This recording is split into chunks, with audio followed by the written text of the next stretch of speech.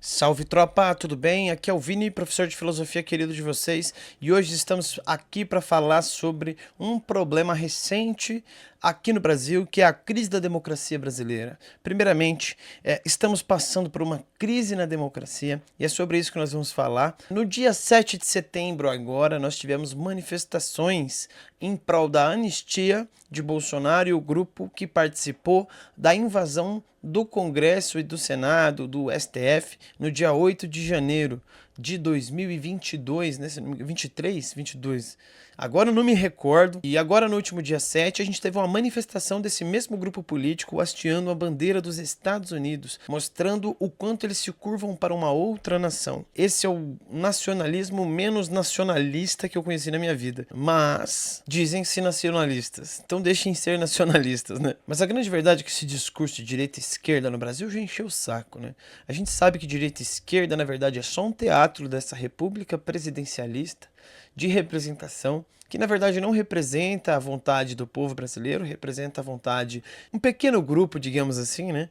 Um grupinho exclusivo, amigo do rei, independente do lado que seja. A prova disso é o Alckmin ser visto do Lula, né? O Lula e o Alckmin eram inimigos políticos. O Alckmin dizia que o Lula ser reeleito seria ele voltar à cena do crime por conta do mensalão, petrolão e todos os escândalos de corrupção do Lula. Lula faz um governo neoliberal, é um problemão isso aí, principalmente por conta das políticas assistencialistas. Mas a gente corre um risco na democracia por conta de um grupo que fez uma trama golpista, inclusive o seu líder está sendo julgado e provavelmente será condenado pelo crime de tentativa de golpe de Estado. E no último dia 7, a gente teve essas manifestações. Eu encontrei um vídeo bem bacana, eu assisti uma parte, outra parte eu não assisti, vou deixar para reagir com vocês e eu vou comentando ele e a gente tenta entender melhor qual é o problema da crise da democracia brasileira, tá certo? O grande problema da gente é achar que a gente vive um governo onde a gente tem poder, né? Poder de fala, poder de liberdade. Não temos esse poder. Nós somos refém desse sistema. É um sistema que nos explora, um sistema que já sabemos que lucra com a desgraça alheia. E a gente sempre pensa esse lance da direita e esquerda como uma força que move a política. Mas na verdade o que move a política não é a direita ou a esquerda, é o dentro e fora, né? O Lula, antes de 2002, ele era organizador de greves, líder sindical, ele tinha um poder popular extremamente grande. Quando entra no poder, ele passa a servir a gente grande que comanda de fato no poder, a galera que ganha de fato com a corrupção. Então, quando ele se curva para essa galera que ganha de fato com a corrupção, ele se torna mais um deles, farinha do mesmo saco. Por isso, tantos escândalos de corrupção e por isso entra direita, sai esquerda, entra esquerda, sai direita, tanto faz, a gente continua tendo a sensação de que trabalha e não é bem remunerado. É porque essa é a grande verdade.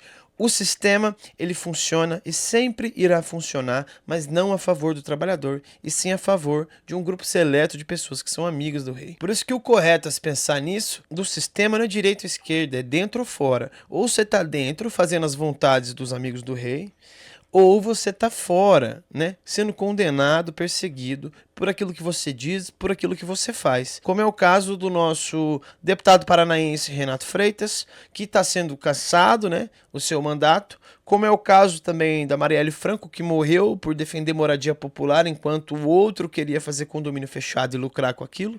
Então precisou matar ela para que ela não desse casa às pessoas que precisam, porque ele precisava vender. Então a gente é refém de um sistema empresarial financeiro, tá certo? Então, certo a gente pensar empresarismo versus humanismo. Hoje o nosso sistema preza as empresas e o sistema financeiro como ponto principal. Vamos tentar recordar, por exemplo, da pandemia? Por que a gente teve tanta gente morrendo na pandemia? Porque o sistema precisava que as pessoas fossem trabalhar, porque ele não podia danificar a economia. Então a gente vive um sistema que é pautado na economia, no lucro, no financeiro. Então, a gente é um sistema empresarista, um sistema financeirista. A gente precisa, então, pensar não direita e esquerda, mas empresarista, financeirista ou humanista. Porque o outro lado se diz pensar em pautas humanitárias, como pautas de saúde pública, como o SUS, como pautas de segurança pública, políticas de prevenção à criminalidade, né? Como redução de desigualdade social, redução da miséria, acesso à cultura, lazer e educação, acesso a emprego digno com salário digno. Vou dar outro exemplo, né? Escala 6x1. Escala 6x1 tem quem defende o fim da escala 6x1 é que está do lado dos trabalhadores. Que quer que os trabalhadores tenham mais tempo de folga para lazer, para outras atividades. E quem defende o outro lado são os empresaristas, que defendem o lucro do patrão, que diz que o funcionário precisa trabalhar 6x1 para gerar mais produção e mais lucro. Vamos pensar que a gente tem esse sistema humanista versus empresarista. O foco sempre foi o empresarista financeirista, tanto que a nossa educação é voltada para isso, né? Voltada para aprender uma profissão. A nossa vida é pautada para isso no trabalho, né? A gente vive para o trabalho, tem gente que mora no trabalho e só volta para casa para dormir. Essa é a realidade do brasileiro. É pautada a partir do trabalho e do emprego, da empregabilidade. E a nossa empregabilidade é baixa, os salários são baixos, a gente tem escassez de trabalho. E isso só mostra o quanto a gente colocar o empresarismo, o financeirismo, o lucro como pauta principal do nosso sistema não é uma boa ideia, né? É necessário falar de humanismo também, de pautas humanitárias, do quanto é necessário distribuir acesso à renda, distribuir acesso à cultura, lazer e educação, distribuir acesso à saúde preventiva e segurança. Tem diversos acessos e direitos que a gente não tem reservado a nós. Então é necessário a gente lutar por isso. E também entender que direita e esquerda é só um teatro, tá? Um teatro dessa república presidencialista de coalizão, que eu vou explicar mais pra frente pra gente. E hoje a gente vai reagir como foram as manifestações do dia 7. Ó, galera, eu separei um videozinho aqui, eu assisti uma parte, mas não assisti inteiro. Vou reagir comentando junto com vocês, tá? Eu vou tentar deixar o vídeo passar um pouco mais e comentar pouco, tá? Pra gente prestar atenção, entender melhor o vídeo, beleza? Mas eu vou comentando conforme for necessário. Ó, se liga, esse vídeo aqui, ele é da BBC. Vamos ver? Graças a Deus que tem os Estados Unidos para nos defender. Eu dou Nossa, parabéns começa para ótimo Bolsonaro, já, né? Parabéns a Donald Trump. Ó, a bandeira. Vocês acham certo um presidente tentar reverter o resultado das eleições? Acho. Não são todas as pessoas de direita que pensam da mesma forma. Nem todo mundo é radical e é extremista. Muita gente aqui... Aqui ele tem um ponto, né? De verdade. Desde a primeira eleição, a gente vê que tem um grupo que é extremista e outro grupo que não é. Que é só massa de manobra mesmo. Acho que ele tinha que falar para todo mundo, gente, vamos para casa. Acabou. Perdemos. Apoiadores esse de é Jair sensato. Bolsonaro vieram às ruas em mais um feriado da independência, desta vez em um momento em que o ex-presidente está sendo julgado sob acusação de tentativa de golpe de... Olha só.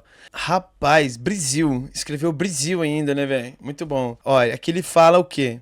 Deus, pátria, família e trabalho. Liberdade está carregando. Deus abençoe o Brasil. Obrigado, Trump. Os caras são analfabetos em português e em inglês. Isso que é ótimo, né? Popcorn. Popcorn and ice cream sellers sentenced 70 centímetros. Como é que é? Os caras conseguem ser analfabeto em duas línguas, irmão. Os caras... É poliglota, né? Fala mal português, mal inglês e fala muitas merda. Estado. A BBC News Brasil veio à Avenida Paulista para conversar com os manifestantes sobre os temas que estão mobilizando a base bolsonarista neste 7 de setembro de 2025. Eu assisti boa parte do julgamento, vi as considerações dos advogados, a defesa e tal. Eu acho que é carta marcada, sinceramente. Carta marcada em que sentido? Porque carta marcada no sentido de que o Bolsonaro já estava condenado, então aquele processo é toda uma farsa já condenando ele, ou é uma carta marcada porque o Bolsonaro vai ser livre de mais um crime, né? Qual carta marcada que é? É a favor ou contra? Não deixou muito claro, né? Mas, jogo de cartas marcadas, será? Fica aí a dúvida pra você, responda aí no comentário. Será que isso aí é um jogo de cartas marcadas? Eu acho que tinha que ser pelo plenário do STF. Todos ali julgassem, não só os 5. Então você acha que Jair Bolsonaro deveria passar por um julgamento? Eu acho que sim. Eu acho que deveria passar por um julgamento mas eu acho que deveria ser de uma forma menos parcial, sabe?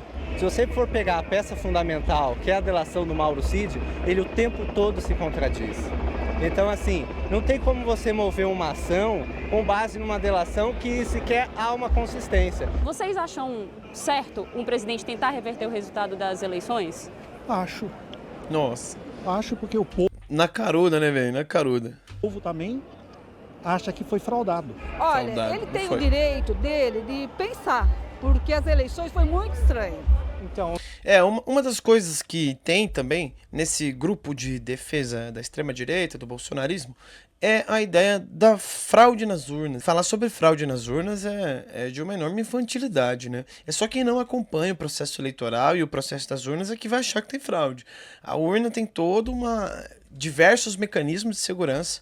O voto é feito com biometria, com CPF, com título de eleitor, tem número contagem de voto certinho, né? Tem todo um sistema de proteção da urna, tem todo um grupo que verifica, né, a urna antes, depois, durante o processo eleitoral. Só questiona a urna quem quer questionar as instituições a ponto das instituições ruírem e eles tomarem o poder. Só quer questionar as urnas aquelas pessoas que acham que devem ser autoritárias em relação à vida do outro. E o autoritarismo a gente sabe que é um perigo, tá certo? eu não concordo em tentativa de golpe, em reverter. Eu acho sim que o Lula venceu a eleição, não tem essa de fraude às urnas. Aí, ó, Gente, sensato. pelo amor de Deus, não existe fraude às urnas. O Bolsonaro, na época, ele ficou calado e foi para os Estados Unidos. A gente acha, muita gente aqui acha que ele tinha que falar para todo mundo, gente, vamos para casa, acabou, perdemos. Isso sim foi um erro do Bolsonaro, mas... Um erro não, um dos erros, né? Ele incentivou a manifestação, incentivou a crise da eleição e das urnas, ele incentivou tudo isso, né? Então ele é no mínimo um fomentador disso tudo. Dessa baderna toda, dessa tentativa de golpe, ele é no mínimo um fomentador. não teve tentativa. Eu não uso essa palavra golpe de Estado para coisas constitucionais. É constitucional.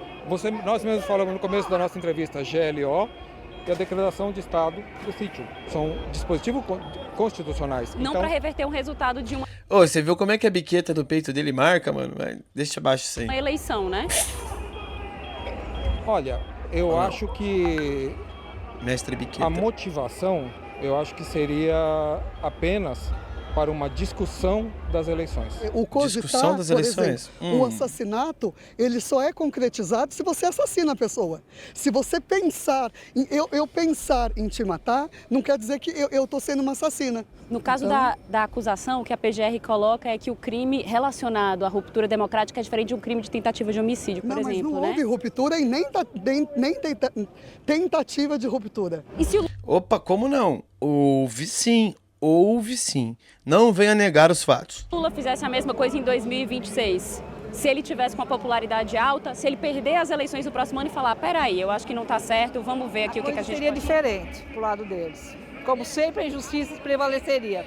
O general Freire Gomes, né, e o ministro da Defesa na época, Paulo Sérgio, falaram que tentaram demover o Bolsonaro da ideia de tentar um golpe para reverter as eleições. O que você pensa sobre isso? Mas isso pode ter acontecido. E ele foi demovido e aí acabou. Aí não tem mais questionamento. A gente viveu mais ditaduras e regimes ditatoriais ou autocráticos do que democracias. Então, no imaginário popular, é muito fresco essa memória de ordem, progresso. Então, eu não critico essas pessoas. Assim como tem gente hoje que ainda é a favor dos militares. Eu entendo a posição dos militares, já estudei muito, já li várias biografias deles. Eles tinham visão de mundo, legal. Mas não dá para se justificar as atrocidades que eles fizeram, entendeu? E o melhor remédio para tudo é a democracia. Não é um... Sim, o melhor remédio para tudo é a democracia. E com esse vídeo a gente percebe que existem pessoas e pessoas dentro de cada movimento, tanto de direita quanto de esquerda, mas que a base da direita e da esquerda é manipulação das massas. Manipulação das massas. A diferença é os caminhos que eles tomam para essa manipulação das massas. Então a gente precisa assegurar a democracia e assegurar também a chance que a gente tem de debater verdadeiramente os assuntos e não debater de uma forma superficial, né? Não superficial, aprofundar-se, ir a fundo do debate, a fundo do conceito e a fundo das ideias, para a gente entender que tipo de ideia é permissível, que tipo de ideia não é permissível, né? Contra a ciência, pedir intervenção militar e depois vir para a rua pela democracia. Eu queria saber como que você pensa sobre isso. Então, em relação a pedir intervenção militar, não são todas as pessoas de direita que pensam da mesma forma. Ah, mas é a São maioria. todas. Nem todo mundo é radical e é extremista. O senhor pessoalmente prefere regimes democráticos Ou a regimes manutentinha. ditatoriais? Alguém já respondeu que prefere uma ditadura? A senhora é a favor de uma intervenção militar, então? Sou e acredito que ela vem de fora. Ó, Estados Unidos? Com certeza, já estão aí. ó. Aqui a gente tem declarado o que eles esperam de um governo, uma ditadura militar e que venha dos Estados Unidos. Então já sabemos a ideologia deles. Já estão aqui no Brasil? Ah, com certeza. Já tá. Porque vai limpar a América do Sul. Eu acho que o povo Preste atenção nessas palavras, que vai limpar a América do Sul. Esse problema é um problema gravíssimo. Nós já tivemos aqui na América do Sul uma série de ditaduras financiadas pelos Estados Unidos, principalmente a ditadura brasileira de 64 a 85, e essas ditaduras mataram muita gente, mataram uma galera. tem que exercer o seu direito de escolher quem é o seu mandatário. Uma galera O 8 de janeiro empolgadíssima. foi, na minha opinião, foi uma coisa armada pela esquerda. Eu tava... Não, pelo amor de Deus, velho. Como assim um bagulho armado? Não é possível. Eu tava lá todo. Meu, tem as próprias veinhas idosas, velho. As próprias veinhas idosas, os idosos, a galera louca lá que foi pra lá no dia. Tem eles mesmo se filmando, mano. Como que você vem. Ah, não, ó. Acredita em teoria da conspiração, mas não tem olho pra olhar pra realidade. Lá, 3 dias depois, eu vi a destruição que estava na Praça dos Três Poderes, né? Quem fez? Foi a Débora do Batom? A O Débora pessoal do que Batom. estava no acampamento, né? Na Praça dos Cristais. Não foi o pessoal que estava nas praças dos cristais. Eu vou fazer uma correção. Sabe? Eram os infiltrados que já estavam lá dentro do ministério. Teve Os infiltrados que estavam lá dentro do ministério. Essa é uma tática muito utilizada pela pessoal da direita, né? Eram os infiltrados que estavam lá no 8 de janeiro. E agora, recentemente, eu vi uma matéria da Gazeta do Povo, eu vou mostrar aqui depois, dizendo que é mais fácil acreditar que a bandeira dos Estados Unidos hasteada nos movimentos pode ser feita por invasores do que, de fato, ter sido feita pelos bolsonaristas que ali estavam. É sempre uma desculpa, Tem elas todas na ponta da língua. Vandalismo, sim, essas pessoas que quebraram, vandalizaram, têm sim que ser condenadas, mas não por 14 anos. Uma pena de vandalismo. Realmente, uma pena de vandalismo. Entendeu? Foda. Devem ser julgadas. Sim, gente, foi pena de vandalismo. Só que o grande problema não é o ato 8 de janeiro em si. São as construções históricas que vêm de antes. No 7 de setembro, antes deles saírem para as ruas, lembra que eles travaram as ruas em frente aos exércitos? Antes de tudo isso acontecer, já tinha uma construção desse discurso, dessa trama golpista. Já se desconfiava das urnas, já se falava em derrubar o STF, já se falava em ditadura militar, já se tinha manifestações pedindo intervenção militar. A gente vai entender tudo isso no próximo vídeo, mas é necessário frisar que A trama golpista vem de antes do 8 de janeiro. 8 de janeiro é o estopim, o final. O estopim não, é a cereja do bolo, né? É o final ali. Era o último ato. Era a partir daquilo ali tentar realmente um golpe de Estado. Se o golpe de Estado tivesse sido efetivado, eles não seriam julgados. A gente era ferrado, meus amigos. Mas como o golpe de Estado não foi efetivado, foi possível fazer o julgamento deles, estamos aí agora nessa trama. Enquanto tem pessoas defendendo a anistia, dessas pessoas que destruíram o patrimônio público, dessas pessoas que feriram o Estado democrático de direito, dessas pessoas que vandalizaram o nosso Brasil.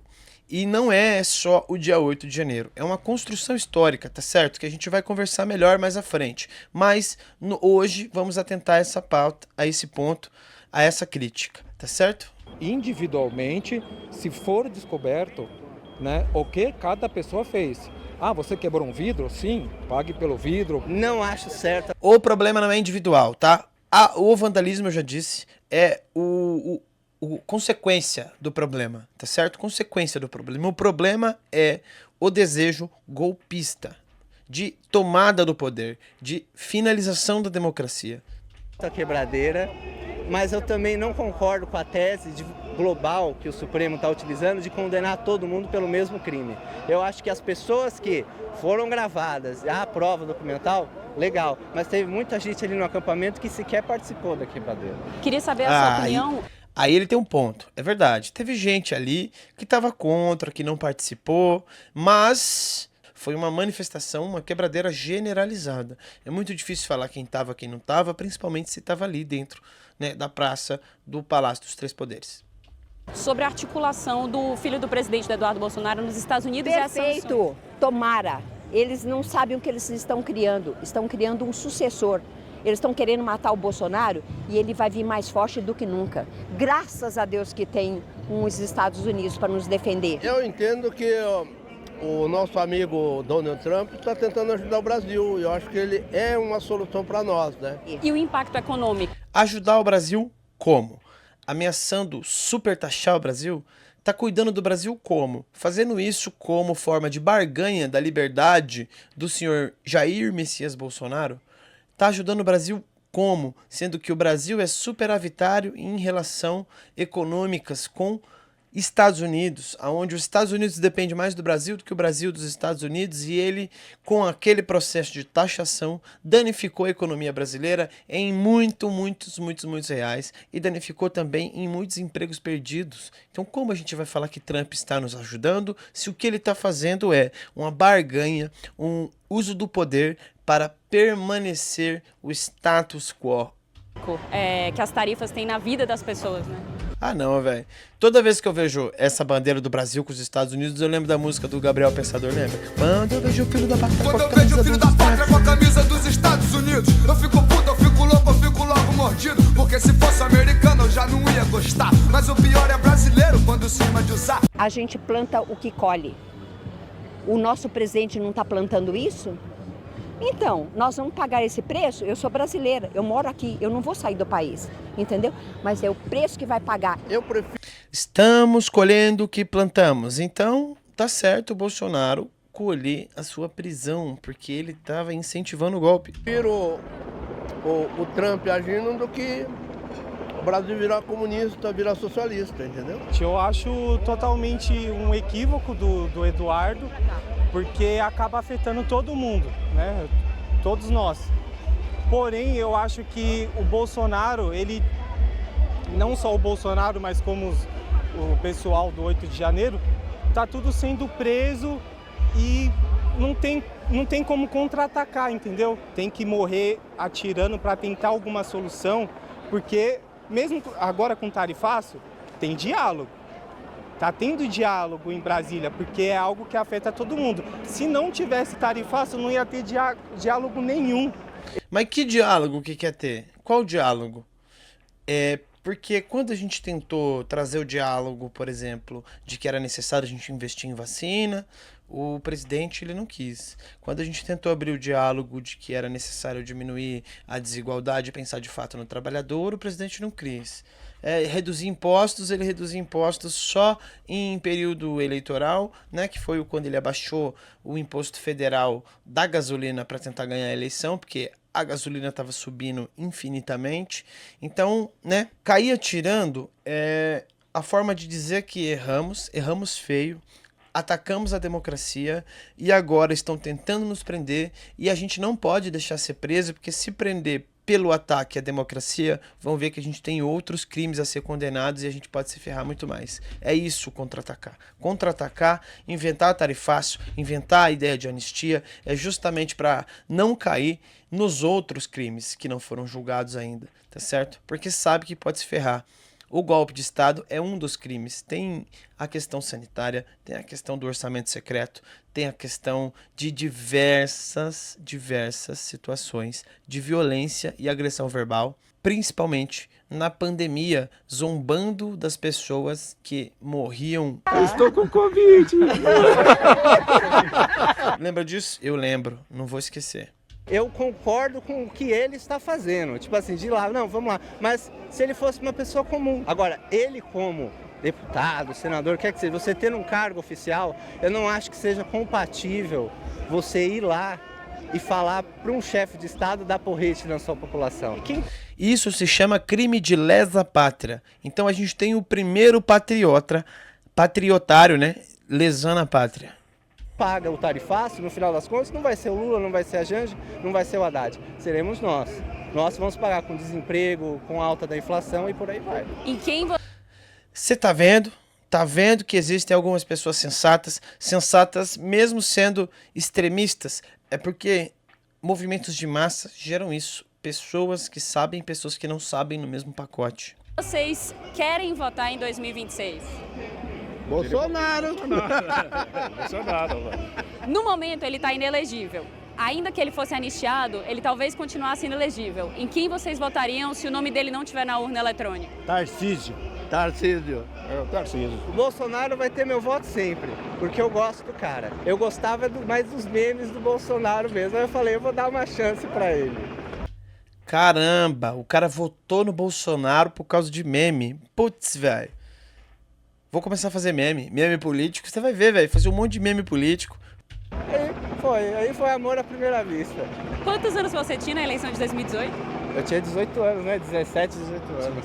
Foi a minha primeira eleição a presidente. Ah, então o Bolsonaro é uma paixão de adolescente, um amorzinho platônico não correspondido. Entendi.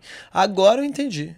Sei que ele cometeu erros no governo dele, porém teve muitas coisas boas que ele fez pra gente que trabalha na rua, ainda mais na pandemia, que foi o momento que ele mais ajudou a gente, que não podia sair de casa, né? Que eu trabalho na rua, sou entregador e não pude sair de casa, né? Então eu recebi o auxílio. Meu amigo, ai. Essa é uma clara demonstração de que a árvore está voltando no machado sem perceber que o cabo do machado é de madeira, né? O Bolsonaro, durante a pandemia, nos ajudou, porque ele falava pra gente ir pra rua trabalhar. E eu sou motoboy, trabalho na rua, não pude... Meu amigo, a gente estava numa crise sanitária, você podia morrer na rua. E você acha que ir pra rua para salvar a economia, independente do valor da vida do ser humano, seria a solução?